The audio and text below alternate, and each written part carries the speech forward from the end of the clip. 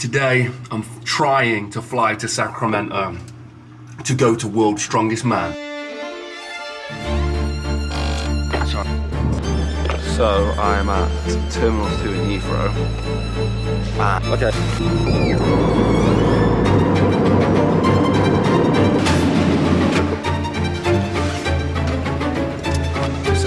Tomorrow, so it's gonna be full.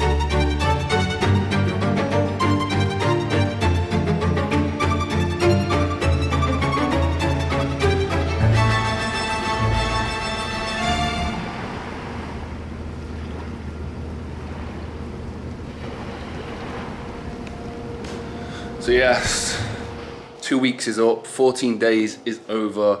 We're in the final stages. I'm pretty packed up, ready to go. And today is the last couple steps of trying to get to Sacramento, World's Strongest Man. So it is the day before the competition starts. So tomorrow is the first day of comp. So I'm just hoping, so these are the things that need to go right again. So one, I need to get to Cancun airport and have the right tests. Now, I've had a COVID test at the hotel. They've assured me that it's the right test, but I'm a little bit worried because it was a rapid one. But they've assured me that it's fine. It's an antigen test within the last 72 hours, so I'm hoping that's all good. So then part two, we need to fly to the States. So I need to be able to get on the plane and just fly. So that's the biggest thing. That's my biggest concern right there. Well, one of the biggest concerns. So then all going well, we fly, we get to the States, we get through security, get all my equipment back, and then we get through border. And that's the third thing, but it's also this second, like, tied up there for like the thing I'm most stressed about. So yeah, I arrived in Cancun on the 31st. Today is the 14th, so I've not been in the UK for 14 days, but will that work? Will they accept that? So yeah, that's where, if we get through there, the rest is just, the rest is fine, because I've been speaking to Luke for a bit, and the other guy who's working on the project with me, who I'm sure will be happy to be on camera, so I'll introduce him at some point. But they're saying that Worlds are super organised, the competition's super organised. So I'm not stressed at arriving at Worlds. I think they're supportive of what we're trying to do with the documentary. So just excited to get my teeth into it. I'm going to be arriving like with hardly any prep, so it's just going to be like straight into the mix. So I'm hoping that that all goes well. So when I get to World's Strongest Man, you have to take a COVID test and you have to isolate until your COVID test comes back as clear. So that's the only thing. Luke's hopefully going to get it sorted so I can get a test as soon as I arrive. I'm arriving in the evening, and then hopefully by morning I'll get my results and I'll be able to film the first day. There is a chance I missed the first day, but I'll just be happy I'm there. So if that happens, that happens. So yeah, I'm going to check out at 12. It's like 9 o'clock. I've been up really early because this is how I really stress at this kind of stuff. So I'm going to go downstairs. I'm going to try and fast today because it sits a lot better with me on the airplane. Unless I've got some really nice vegan food on the airplane, I'm going to try and fast all day today. And then also I'm going to try and go downstairs around 12, around checkout, and I'm going to get a workout done. So once I've left this room, I will be downstairs and I'll get a workout in, chest session. Guys, as well, please follow me on Instagram at Jordan Mulligan Brother. I'm doing a lot. I'm back in the gym. Some more interesting stuff going off. I'm going to get back into my strongman training. I've still got the 100-mile run to do, which I'm just going to do. I'm just going to do off the bat. Just crazy. I'm just going to do it. I'm just going to do the 100 miles. But back into my strongman training, back into my powerlifting training. So if it sounds interesting to you, yeah. Anyway, I gotta go. Right, that is it. I am off. These are my 2 cases. Checked. Hand luggage. Yeah, the interesting thing is these 2 weeks have absolutely flown, which is a good thing for me because, like I say, I wasn't really a massive fan of being here. Sometimes 2 weeks can feel like forever, so I'm glad it's felt like 2 or 3 days, so that's cool. Now the exciting stuff starts. World's Strongest Man, let's go.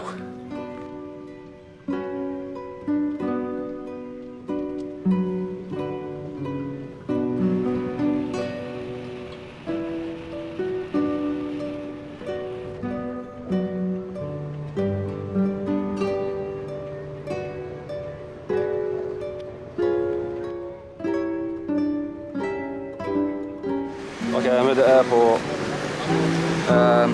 Hoping I can find my way. I don't know if I'm in the right terminal, but yeah. Let's go have a look. And there we go.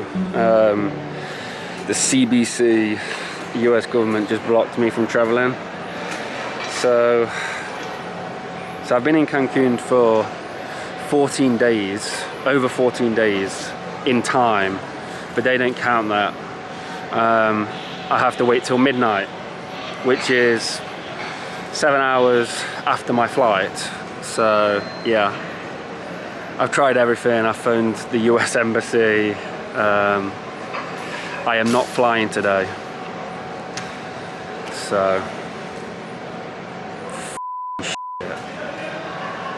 but this is what, you know, you got to expect these things. I've kind of expected it, and just hope we can try and fix it, but we've definitely lost day one of the filming process, so yeah. Sometimes situations happen, you can't do anything about it. It is what it is. Yeah. Oh man, I felt like crying there. The stress, like, you know, when you... I'm not too fussed about things that are in my control that I f up with, but you know when it's out of your control, really frustrating. So yeah, and then like I'm getting told other stuff about the it doesn't even matter. Like, just tackle the things that you can do. Tackle and fix the things that are possible and that are in your control, and the things that are out of your control, you just got to let go. Like, you have to just let go and just get going. So that's it. Yeah. So somehow we lost a memory card. So you've missed a lot of the journey of what went wrong on the way here. So I'm going to talk you through it, and hopefully you can hear the story. But I just wanted to say, spoiler alert, I am in Sacramento, and I made it to World's Strongest Man, but it wasn't a smooth ride, and somehow I've lost a memory card of the filming process. So yeah, I'll talk you through that. But shooting has been going really well, and I will also talk about how Luke and Tom are getting on. I mean, here's my room. So one bed is for equipment, one bed is for sleeping in. Make your bed, guys. And then we've got the little tech station over here. So this is for backing up all the data and charging all the batteries. And thank you to World's Strongest Man for the room. Very nice room, big. And yeah, the staff have been amazing and supporting the project. Everyone's really nice and supporting the project, which is fantastic. So let me talk to you about how I got here, because that seems to be interesting to a lot of people here as well. Like, how the hell did you get here from England? For some reason, after the first day, I get blocked. The CDC in America, CBC, the Federal Bureau of Immigration, blocked me from traveling. So I had been in the UK, in the States, in Mexico, sorry, well over 14 days. I had avoided being in the UK over 14 days. It was like 14 days and a half or something. But that did not count for them. What they count as the 14 days is it needed to tick midnight on that day that I wanted to fly. Now that was after my flight. So I had to cancel, well, I wasn't allowed on. They'd literally blocked my visa. When they swiped the passport, I wasn't allowed in. So there was no way around it. I rang them, everything. So then I head back to the hotel. I get back in a taxi, head back to the hotel. I'd have been sitting in that hotel that morning for like 5 or 6 hours waiting to leave, so excited. So now I'm back in the hotel. The hotel, the last 3 days I'd spent anticipation of getting here. All the staff are looking at me really weird. I book another night. I go into the hotel. So then I get up in the morning at 7 a.m. I book the taxi for 7 a.m. I go through the whole thing again. And me and Mercy was up all night UK time. I was up all night Mexico time, because I had so much anxiety about the visa, and she was booking all the visas and everything for me. So we had to reapply for a visa just after midnight. So this was my biggest worry. I was like, this is not going to go well because they've blocked me on the system. So as soon as they swipe my passport again, it's going to block the new visa. The visa got approved. I go down to the airport super early. I go there and go up to them, see I explained to the woman, like, hey, I was down here yesterday. They told me to come back here. They've booked me on for a new flight, blah, blah, blah. And they swipe my passport. Lo and behold, it flagged something on the system. So I don't know what had happened, but they were, for a good like 30, 40 minutes, they were like trying to get this thing off the system. And I was like, hey, is everything okay? Because I was speaking in Spanish. And they was like, we will try and sort. I was like, oh my God, here we go again. Not going to make it. I need to add that the rebooking of the flight. So I had a flight direct from Cancun to Sacramento. And the only flight they had the next day was from Cancun to New York, JFK to Sacramento. And I'd arrived really late at night. Anyway, I get through security. I get through security. My COVID test was still valid. So we get through all of that stuff. I get on the plane. I don't think there's any hiccups. Go to JFK. I get off in JFK and I'm buzzing. I'm like, oh my God, I'm in America. This is it. I'm in America. I've got to America. I get all my stuff back. I get to security. He swipes my passport and he goes, 1 second, mate. He goes, Janice, come here. And this police officer comes on with a load of guns on her, and he goes, take this guy into immigration. And I was like, oh, is everything okay? He was like, you just got to go that way. And I was like, fuck. So my connection flight was like 20 minutes, and I had to collect my baggage as well. It was internal flight, but I had to collect my baggage and then take the baggage and check the baggage in. So like I was pushing it, I was sweating. So I'm walking down to this immigration. I said to the woman, am I going to be okay? Because I've got to get my baggage for this. It was an interesting vlog, guys. I had to get my baggage from the thing, and then I had to check in because look, it's only 20. I'm showing her the ticket like it's 20 minutes. It's only 20 minutes. And then she was like, I hope so for your sake. But I can't tell you, I'm sorry. So just sit down over there. I come into this room, right? And there's all these seats, and they've got handcuffs on the bottom of the chairs. And there's like 4 or 5 people in there. And I'm like, I'm never getting out of here. Like, this is going to take like 3 hours to get through here. And luckily enough, the guy called my name first. Now, everyone in the room was pissed. He called my name first. And I was like, he's asking me like loads of different questions. And I'm like, oh, this guy's trying to catch me out.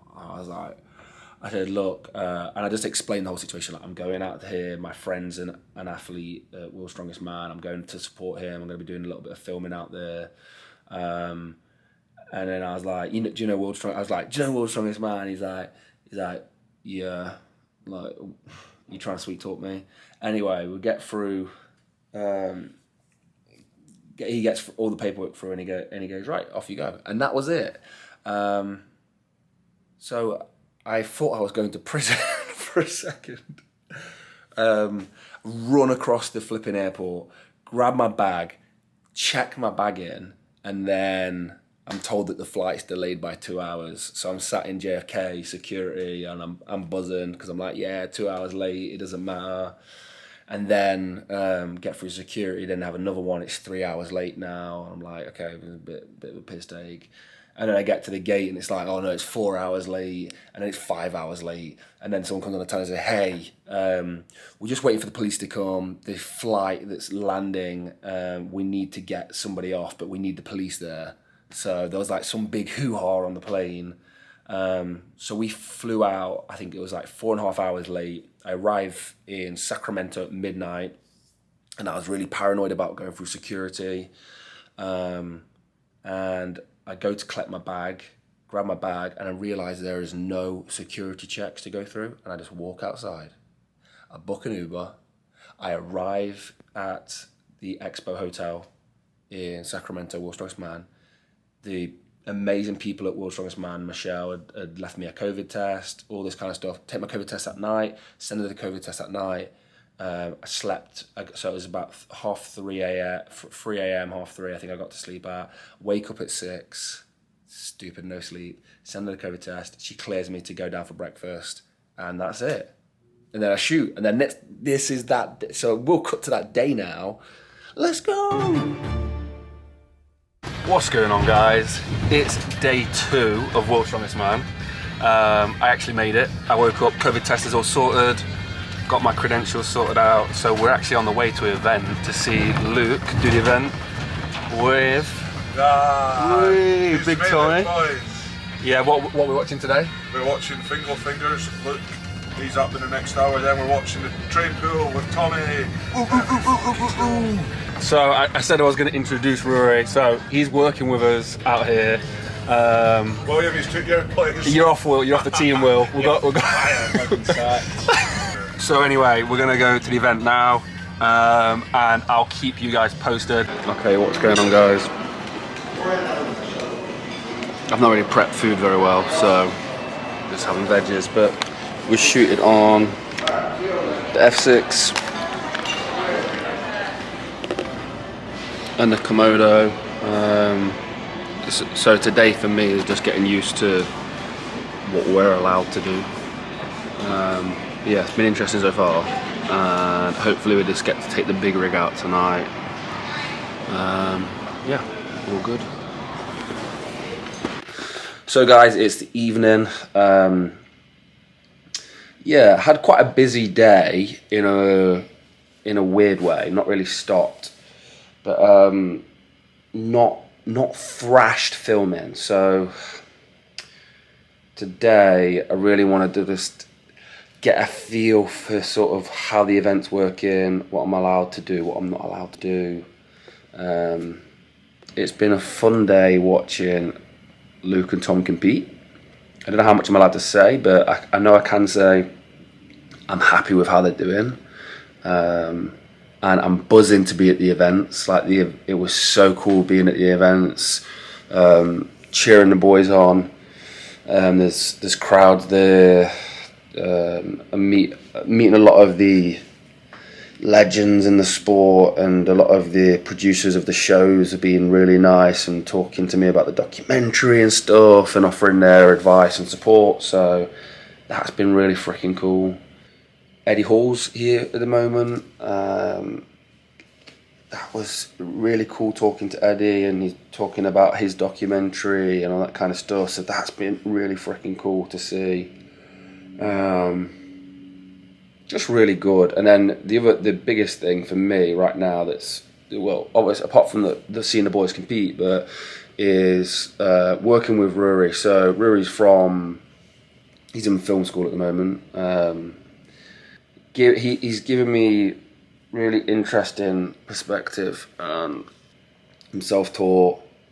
We're quite pig-headed in a way that we think that this is how we're gonna do our films. We're gonna self-fund it. We're gonna do this. We're not gonna have the help of any studios. I don't need any connections in the industry. I'm gonna do it all by myself. It's kind of how we've decided to do it, and a lot of that's to do with being let down a lot in life by leaving it up to other people and relying on other people. So there's not a lot of trust there for me, Luke and Will. So we just have to do it ourselves. And that's been worked really well for us. But I'm getting a lot of funny looks when I'm talking about the way I want to do this film. Maybe we're right. Maybe we're not. I don't know. I just don't want people interfering with how I want to make a film. So, anyway, day of filming is done. I'm going to spitball some ideas with Rory now. We've got an early shoot tomorrow, up at 6, I think. Well, we're up at 5:30, but shooting at 6 for the biggest event day. Big day tomorrow. So, everything's a go tomorrow. And I will have should have a night of sleep tonight if I don't finish this workout too late. And yeah, get going. I'm going to go because I need to go do this workout. So let's go do this workout. I need to do a quick blast, speak to Rory whilst we're working out, and then I need to come back here and get all my gear charged. And I need to get the Ronin set up because that's what I'm shooting on in the morning. And I'm trying to send this to Simon.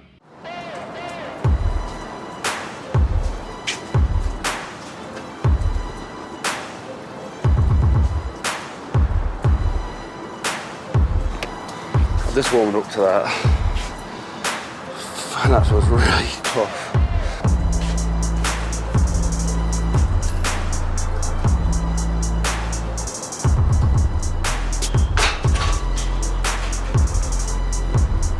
Okay, second set was 5 pauses, felt a lot better.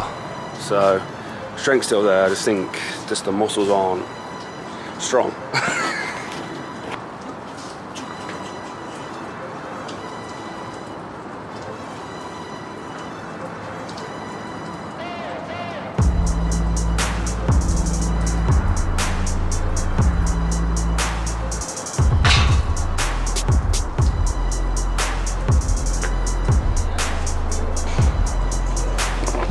It's better.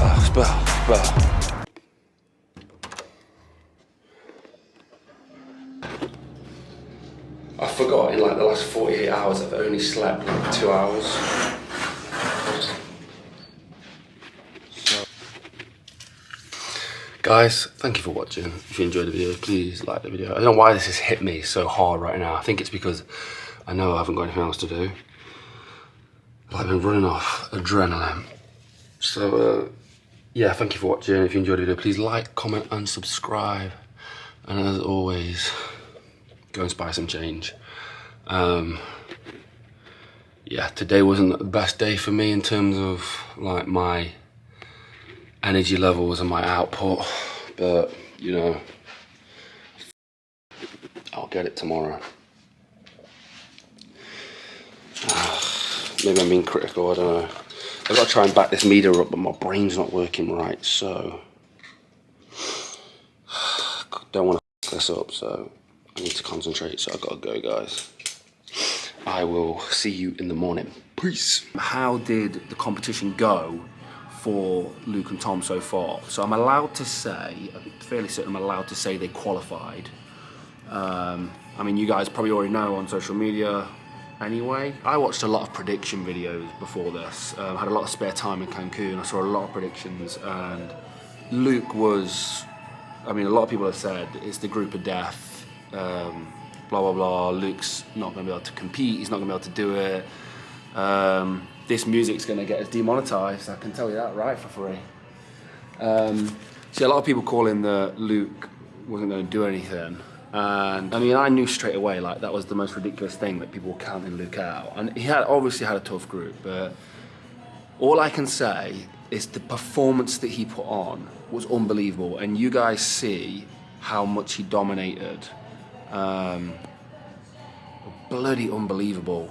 And yeah, there was a stone-off battle at the end. Just unbelievable.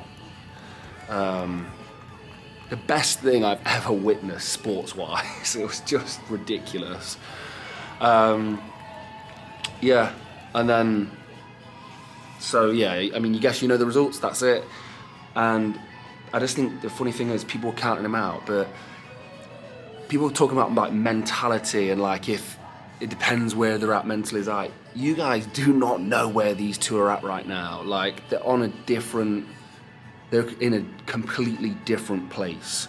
So the other thing I saw a lot of is, for both of them I saw this, but for Tom I saw quite a lot, is it depends where Tom is mentally. The work that they've been doing with Dan and with Amy, and the work that they've been doing on themselves even, to get into the right frame of mind, the right mentality over this whole prep period, is so different. I mean, you guys who watch their channel know that already, but it's also one that they've actually managed to prep for properly. Like, everyone's talking about last year. They didn't even manage to prep properly last year. They were training to do records. Anyway, I just think it's funny how people were counting them both out, and anyway. One thing I can say is they are definitely in a different place, frame of mind wise. So make of that what you will. Honestly, I don't know who the fuck to trust, if you're my friend or my